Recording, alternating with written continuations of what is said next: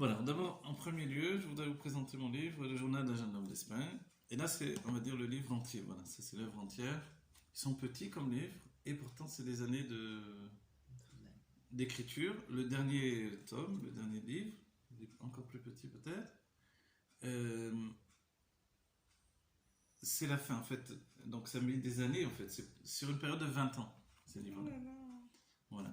Ils ont commencé une période où j'enseignais dans une école de jeunes filles. Et au début, j'ai pris même les modèles des jeunes filles, parce que l'histoire ici, ça se passe en Espagne. Et en Espagne, c'est une histoire d'un couple, en fait, mais qui est avant le couple, avant l'idée du couple, pendant, voilà, avant l'idée du couple.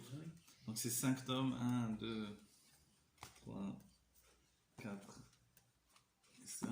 Voilà, pour la couverture, vous voyez, voilà, j'ai travaillé une image que je reprends après par bribes, comme ça je retravaille la même image.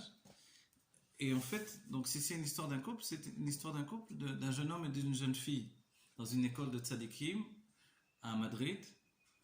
Et c'est en fait l'histoire du judaïsme. C'est un livre juif, les Madrid.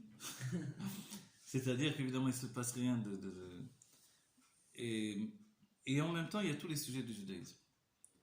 Que ce soit les sujets de la réincarnation, le sujet des tzadikim, le sujet du dibouk, le sujet évidemment la naissance de la chassidoute qui a son berceau dans l'Espagne. Tout est vraiment ici.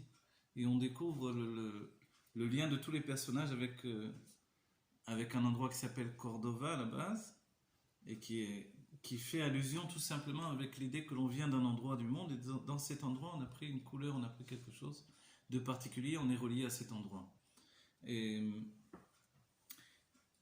voilà, donc le livre est en soi merveilleux, c'est vraiment un livre qui rapporte des personnages aussi qui sont importants pour moi. On va dire comment j'ai écrit ces livres, pour vous donner le côté de structuration du livre. Ils sont petits alors que j'écris énormément. On va dire comment ça se fait alors, où est tout ce que tu as écrit? Parce que j'ai élagué énormément. J'ai élagué dans ma manière d'écrire, j'ai deux textes, le texte que j'ai écrit, et puis à chaque fois je sors des textes et je les mets de côté, et j'élague, j'enlève. J'ai vraiment travaillé pour en sortir le sucre, on va dire, ce qu'il y a de meilleur dans cette histoire, et tout est vraiment équilibré au maximum que j'ai pu. Voilà. Maintenant, mon écriture elle a évolué entre temps, mais il est vraiment écrit pour donner à chacun également de connaître tous les sujets du judaïsme par le biais d'une histoire. Une histoire aventure, une histoire merveilleuse, fantastique. Il y a des sorciers dedans, il y a comment les tzadikim utilisent les 4 éléments, comment il y a dans l'école, il y a même des professeurs qui viennent du futur, etc. C'est quelque chose d'extraordinaire. Mais de vrai? Oui, tous les enseignements sont vrais, sauf que l'histoire est imaginaire. Mais, évidemment, le fond historique, c'est l'Espagne de l'Inquisition, avec les marins d'Espagne, les marins qui quelquefois connaissaient pas grand-chose de judaïsme. Et puis, il y a un personnage qui est un évêque de la ville de Madrid et qui en fait est un juif caché. Et il y a le personnage, donc le directeur de la yeshiva, de la maison d'études, où il y a une partie où il y a des garçons, une partie il y a des filles, ils sont séparés par des dimensions. Et puis il y a les anciens professeurs que l'on voit également, les élèves qui retournent dans le temps, etc. C'est quelque chose de vraiment voilà, extraordinaire. Et on peut dire que pour moi, c'était également le moyen de retransmettre des bonenoutes de Chassidut, donc des réflexions de Chassidut sur les sujets les plus profonds de la Kabbalah. Voilà, de la Kabbalah et de la Chassidut. Voilà. Ça ne sert pas à grand chose que j'ai pris de celui-là. Ça le dernier? Non, bien sûr. Ça va rien m'apporter. Voilà, et là, il y a le dernier, il clôture le tour. Voilà, le dernier, là, il clôture le tour. C'est celui-là le dernier? Le dernier, non, ça c'est le premier.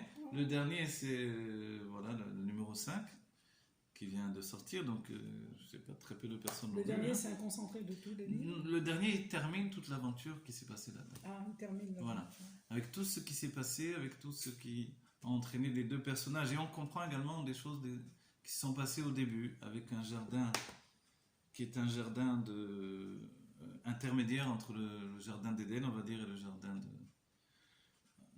de la vie, quoi, le monde de la vie. Et et tout se clôt avec le travail de libre arbitre et de l'individu. Et voilà, bah, évidemment, c'est de la chassidoute. Mais ça a été écrit vraiment. D'abord, ça a été écrit au départ pour des jeunes. Voilà. Même l'idée que les livres soient courts, c'est parce que les gens ne sont pas forcément habitués à lire des livres beaucoup plus longs et que ça entraînait les gens à lire, etc. J'en ai vendu des milliers aussi de ces livres-là. C'est important. Ah, Oui. Donc le dernier, non, parce qu'il vient de sortir. Mais les autres ont été vendus quand même à des milliers d'exemplaires. Il y a eu plusieurs fois. Ça a été édité plusieurs fois. Donc voilà, ça s'appelle donc Le journal d'un jeune homme d'Espagne. Et voilà, donc ceux qui sont avides de l'histoire merveilleuse sur le judaïsme, c'est vraiment un livre sur le judaïsme totalement, pleinement dans le berceau de l'Espagne de l'Inquisition.